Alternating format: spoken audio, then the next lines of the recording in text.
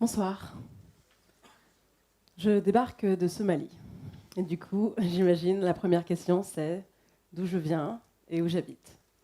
Et c'est compliqué. Spontanément, j'ai toujours envie de dire de Paris, la ville de cœur, là d'où je viens. Je suis française d'origine éthiopienne. Mais j'habite également en Somalie, à Mogadiscio. Donc vous situez un peu corne de l'Afrique, pays assez dangereux, dont devrez voir défiler des photos assez rapidement.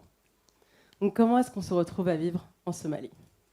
Notamment dans une zone de guerre, dans une zone de conflit. Comment est-ce qu'on choisit de partir de France pour ça ? Tout simplement pour une question de travail humanitaire. Et donc, comment on vit là-bas ? Qu'est-ce que ça veut dire ? Donc, la Somalie, c'est vivre dans un espace qui est très militarisé, très armé. C'est se déplacer en véhicule blindé, vivre dans un espèce de bunker et porter des gilets pare-balles très très lourds le plus souvent. Mais c'est également quelque chose qu'on fait par choix. Et dans mon cas, ce fut par hasard. Donc j'étais comme vous, étudiante en master, un peu hésitante entre un petit voyage en Inde, un petit road trip avec une copine pendant l'été, ou être un peu plus sérieuse et décider d'aller au Tchad. Et c'est comme ça que pour la première fois, je me suis retrouvée en Afrique subsaharienne, dans le désert, à 22 ans. Et là, ce fut un choc. Un choc tout d'abord de culture, de découverte. Un pays si différent, si démuni, mais également en conflit, et la découverte d'une passion, l'humanitaire. Et concrètement, vraiment le choc d'une perception et d'une réalité. Et j'imagine que beaucoup d'entre vous ont aussi, une perception de ce qu'est l'humanitaire. Et qu'est-ce que c'est que l'humanitaire ? C'est très différent de ce qu'on imagine. Voilà, aujourd'hui j'ai 33 ans, ça fait à peu près 10 ans que je fais ce travail, et on me demande encore si je suis volontaire. Donc non, je ne suis pas volontaire, j'ai une carrière rémunérée, c'est un métier. Et le reste du temps, on me demande si je suis infirmière, tout le temps. C'est très français, l'humanitaire égale le médical. En revanche, on ne m'a toujours pas demandé si j'étais médecin, donc allons savoir pourquoi. Donc l'humanitaire. Et qu'est-ce que ça veut dire ? À quoi ça correspond ?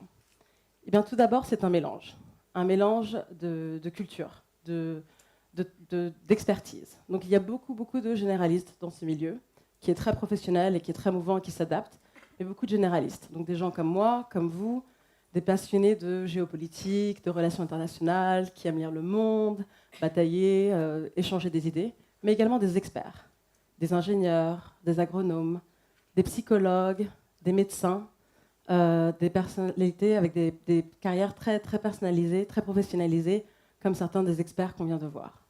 Tout ce mélange est également un mélange culturel. Moi-même, française d'origine éthiopienne, je travaille à l'UNICEF dans mon bureau actuel avec plus de 20 nationalités différentes. Donc vous imaginez, on parle tous en anglais, pas forcément notre première langue, des coutumes, des traditions, des façons d'approcher l'autre qui sont très différentes. Et l'humanitaire, c'est également des choix de carrière. On peut travailler en ONG, ce que j'ai fait pendant plusieurs années, être aux Nations Unies, travailler donc à l'UNICEF dans l'enfance, mission de maintien de la paix, dans des domaines plus politiques, ou auprès de ministères où on apporte des expertises.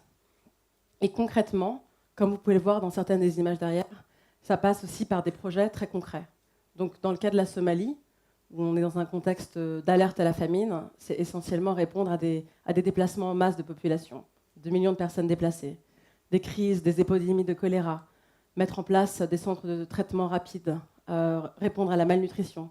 Comment cela se fait ? Des fois, c'est aussi simple que d'affréter des gros pick-up et d'avoir des médecins, des infirmières et des médicaments qui vont dans les différents villages. Et du coup, pourquoi ? Pourquoi ce choix de l'humanitaire ? Et pourquoi choisir de vivre dans des conditions qui ne sont pas toujours les plus idéales ? Et donc pour ça, je propose qu'on revienne à un exemple un peu plus contemporain. Donc en 2017, on a beaucoup parlé de ce qu'on appelle les 4 famines, notamment et essentiellement dans le domaine humanitaire et diplomatique. 4 pays de famine. Le Nigeria, avec la crise de Boko Haram, le Yémen, avec le conflit en cours et la crise du choléra, le Soudan du Sud, où j'ai eu la chance de vivre pendant 2 ans, et où un conflit dure malheureusement depuis plus de 4 ans, et la Somalie, à la fois sécheresse, conflit qui continue, des déplacements en grand nombre. Et si je vous dis famine, à quoi est-ce que vous pensez ? Je suis sûre à 100% que la première réponse sera la faim, et la deuxième, la sécheresse. Mais la famine, avant tout, c'est ce qu'on appelle des man-made crises. Ces crises qui sont faites par l'homme, qui sont la conséquence directe de nos actions. Ces 4 pays ont en commun d'être des zones de guerre et des zones de conflit. Et du coup, d'où la question de l'engagement humanitaire. N'est-ce pas merveilleux de se dire que par une simple petite action quotidienne, on peut apporter une petite solution à des crises que nous contribuons à créer au quotidien. Et il y a différentes formes d'engagement.